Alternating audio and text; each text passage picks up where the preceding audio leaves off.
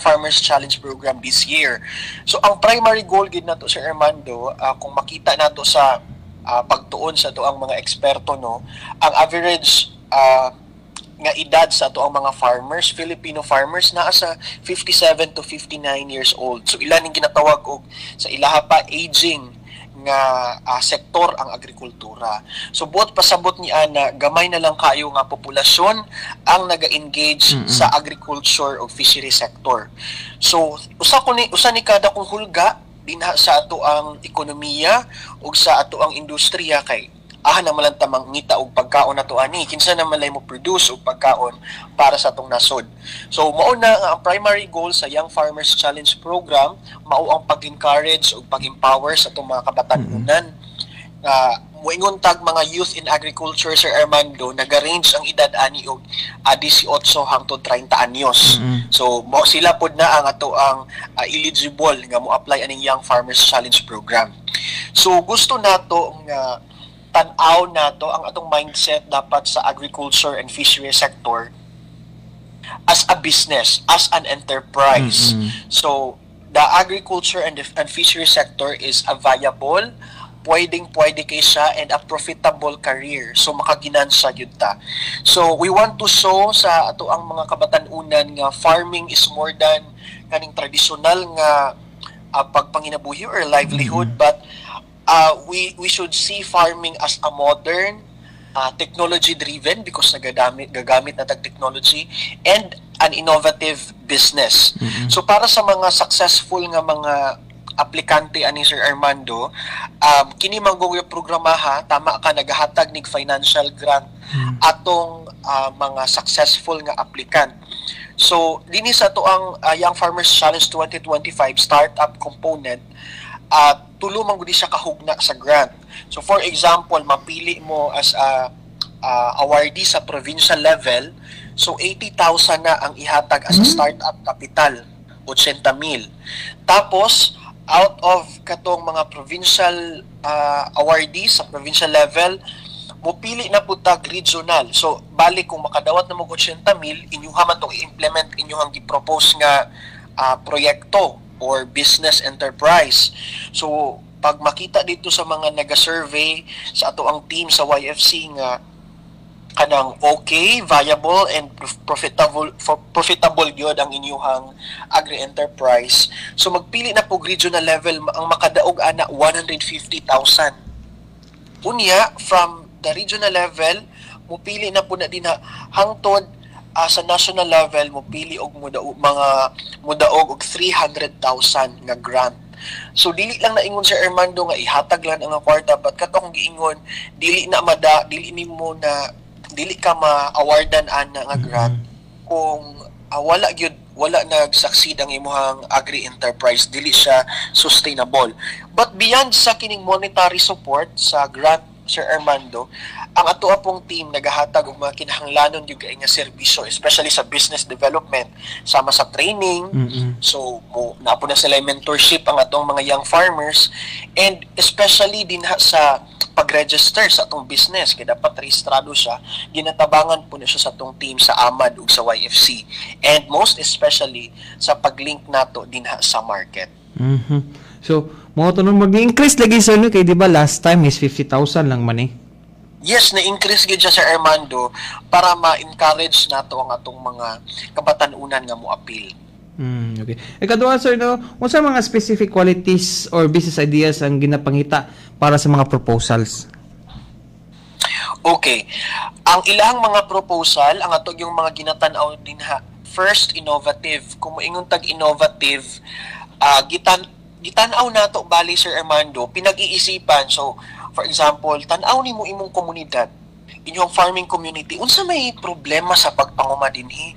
Unsa may problema sa produkto sa atong mga mag-uuma nganong dili man kay siya profitable? So imuha na siyang himuan kato siya nga mga gaps, himuan imong solusyon. Dira mag-ugat ang imong business enterprise. Mao nang innovative. So wala lang nga out of nowhere gusto lang nimo mag-business ug ingon ani dili siya ingon ana Sir Armando.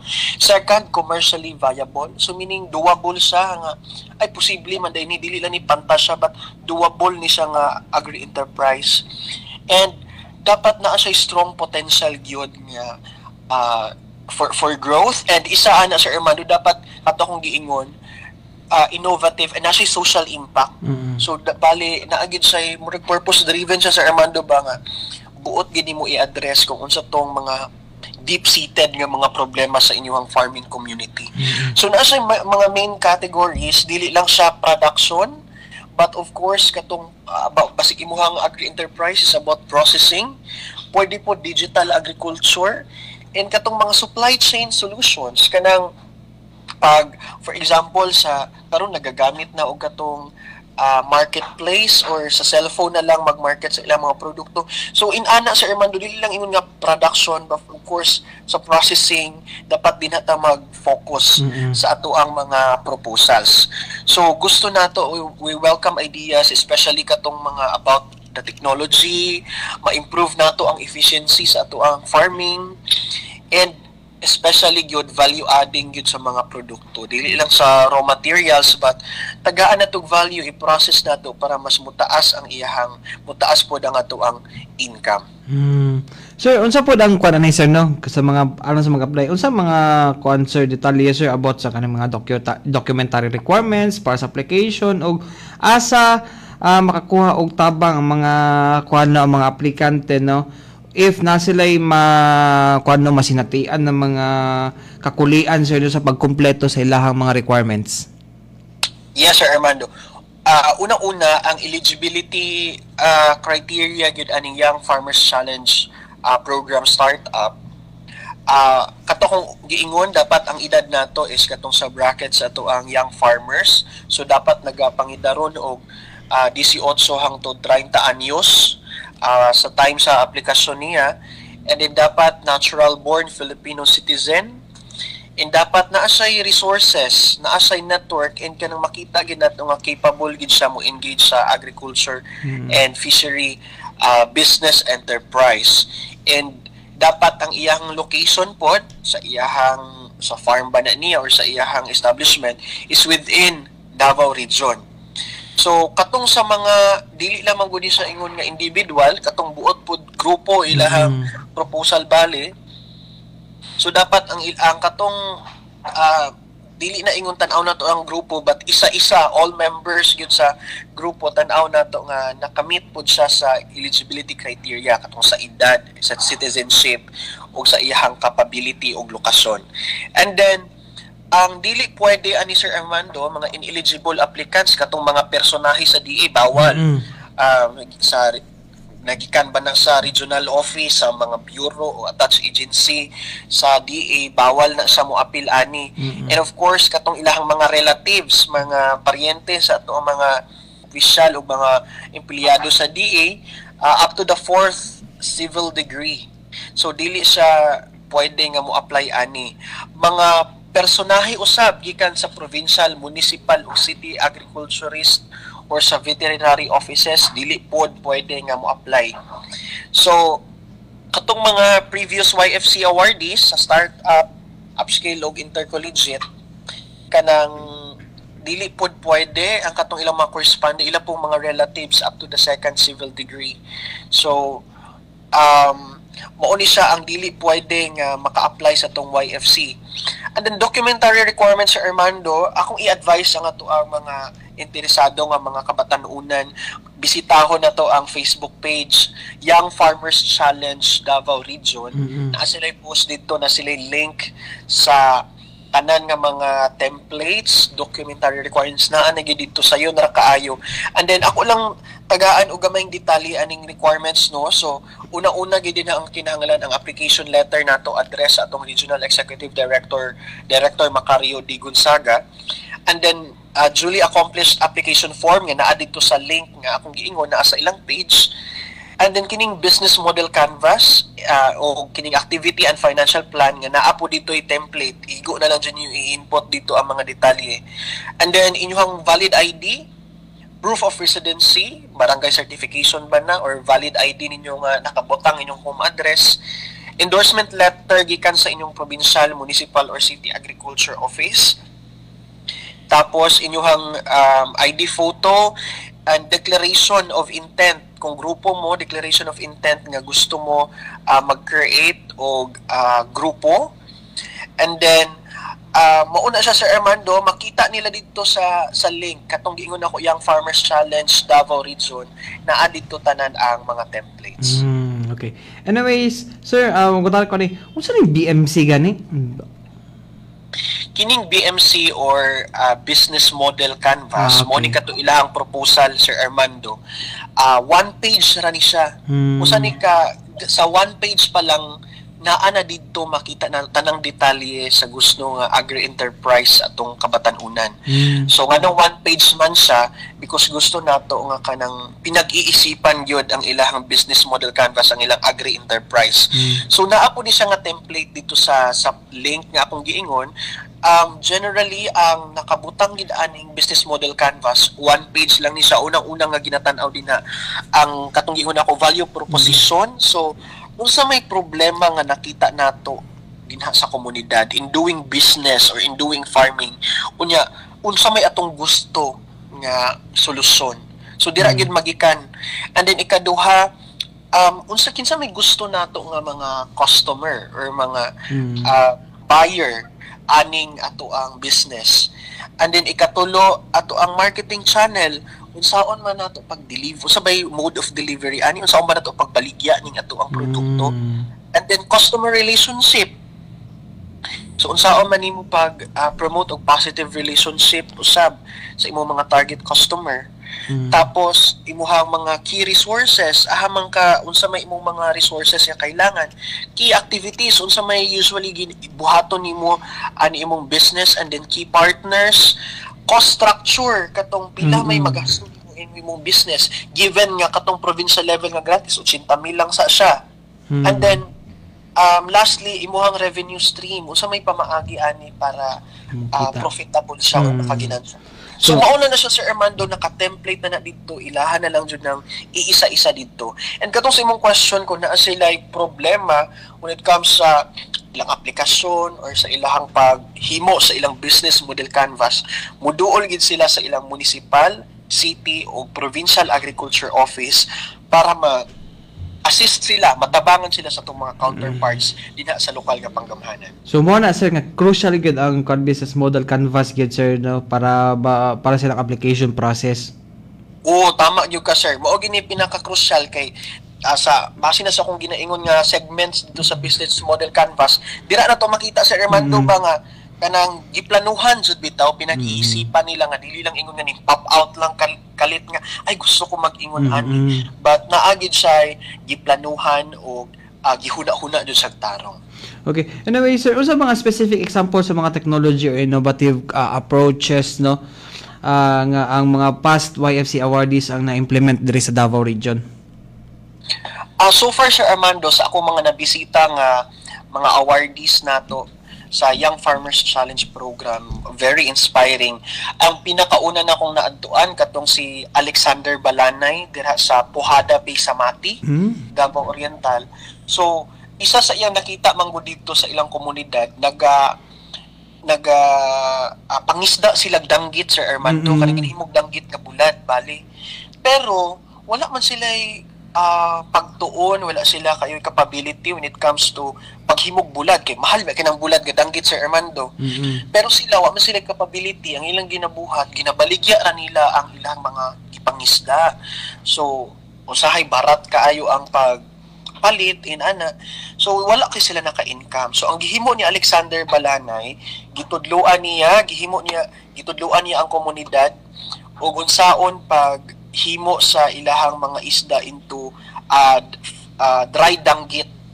So gisunod nila ang saktong proseso, katong naagi sanitation.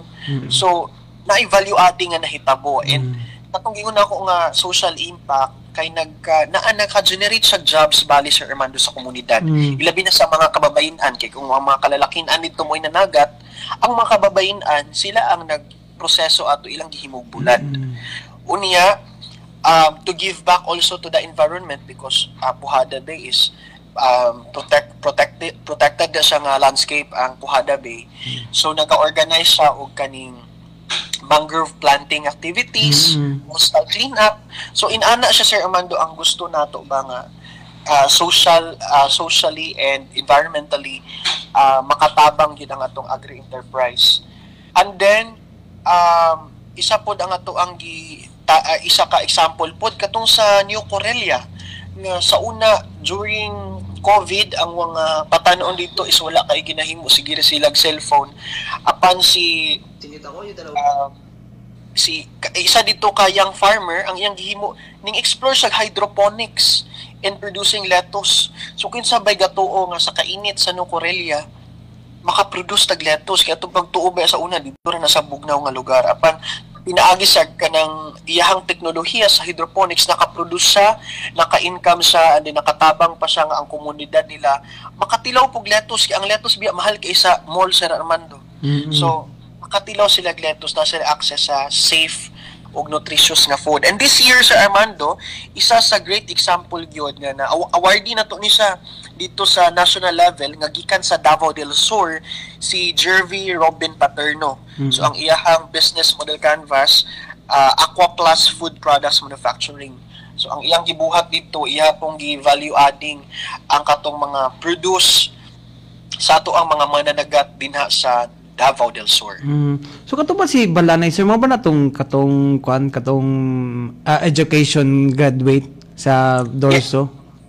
Yes, tama ka Sir Armando. I believe murag na guest na pud to nato dinhi sa programa Sir Armando. Oo, na remember na ko to siya nga mo to yahang kuan na instead na masayang tong mga danggit nga sobra-sobra nga makuan iyang naghimo siya kanang kuan murag iyang gihugpong ang mga kababayenhan dito sa lugar o nagkuan sila katong bulad.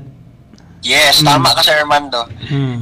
So anyway sir, paunsa siguro sa or ma-ensure sa DA Davao region no nga mga projects sa mga awardees no sustainable ni no? Then padayon nga mag-grow no even after sa kaning ginatawag lang initial financial grant nga ma-disburse no ano ba follow up na ginahimo or mentorship para sa mga opportunities? Okay. So ang paghatag og financial grant sugod lang na siya Sir Armando because di man ginaingon nga every month or every year tagaan ginato sila 80,000. Dili man naingon ana. So ang gusto ginato mahimong sustainable ang ilahang agri enterprise. So ang ginabuhat nato bisan pa man og humana ang atong funding, ang financial grant, humana ilahang aplikasyon dito, pinaagi sa ato ang Agribusiness and Marketing Assistance Division nagahatag yapon tagtabang og assistance sa atong mga kabatanunan. So naagi po regular monitoring, evaluation sa ilahang mga proyekto and din ginatan-aw nato nga nagapadayon pa gyud sila. And naatay mentorship program o technical assistance actually every year nagahimo tag Young Farmers Challenge summit ginakandak na to na. So ginagather na to sila tanan and then we invite also other agencies especially kanang sa DTI when it comes sa packaging. So ginamentor na to sila ana business registration unsay kinahanglan especially sa katong mga naga-engage pod og food business or food processing kinahanglan gid nga na isaktong mga papeles. So naay mentorship nga ginahatag and then most importantly dili lang dapat sa DA naka-focus ang ato ang mga awardees. So gina-connect nato sila sa ubang mga ahensya sa gobyerno, mga pribadong sektor nga makahatag pug dugang interventions o mga pasilidad nga ma-scale up bali ang ilahang business enterprise Sir Armando. So gusto nato ba nga matun-an sa itong mga young entrepreneurs nga dili lang jud sila nag-iisa Sir Armando sa ilang journey para sa ilang agri-enterprise. Dili lang sa DA but murag ginatawag natong whole of nation approach ning pagpag-grow nato sa ilang agri-enterprise. So anyway sir, unsa man ang long-term vision pod karon sa DA Davao region no para tawagan ni para sa mga young entrepreneurs nato no paunsa nato sila tan-awon no mga ma-transform ang ilang agricultural landscape no sa region in the next 10 to 5 or 10 years. In line sa ato ang long-term vision pod sa Department of Agriculture Sir Armando, ato yung pananaog yun is dapat food secure ang ato ang nasod and especially din sa Davao region. So our long-term vision para sa itong mga young farmers, mahimo silang kining ginatawag na ito nga driving force para sa moderno, food secure o globally competitive nga Davao region. So in the next 5 to 10 years, at udyong pananaw sa itong mga young agripreneurs, nga dili lang sila producer sa atong mga agricultural products, kato kung giingon innovators. Ginatanaw nila kung sa'y problema sa komunidad and they try to address those problems through their business model. And then, mga job, instead of producers lang, job creators. Pareha nila balanay, ilang papuran. So, na-organize nila ang community, natagaan nila opportunities ang ilahang komunidad. And most especially, mahimo silang catalysts of change sa atong rural development na mahimong produktibo ang atong mga rural communities. And also, we want to highlight farming, kato akong giingon, farming as a business. Dili na siya katong the traditional way of farming, but katong naanay teknolohiya, ginatanaw na to ang value chain, and ato yung pananaw nga makakontribute ni siya in a long run dito sa tong ultimate goal para sa tong nasod nga mahimong prosperous and sustainable nga nasod.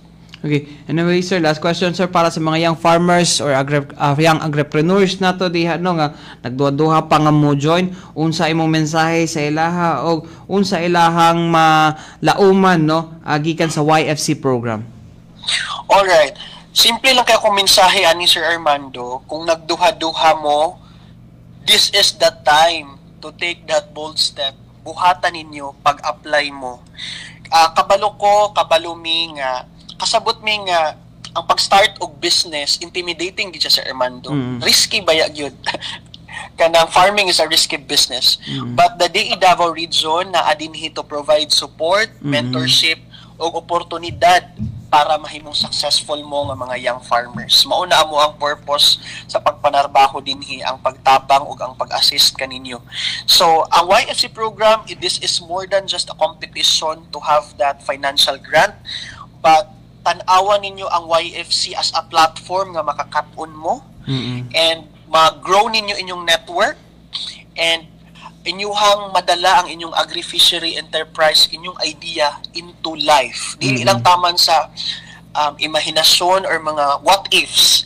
So, para maligaya na to ng mga what-ifs na to, what if nag-apply ko, what if ning participate ko aning YFC, pag-apply mo, doon mo sa inyong municipal, city, o provincial agriculture office para ma-assist mo mga young farmers nato dinhi sa Davao region. Okay.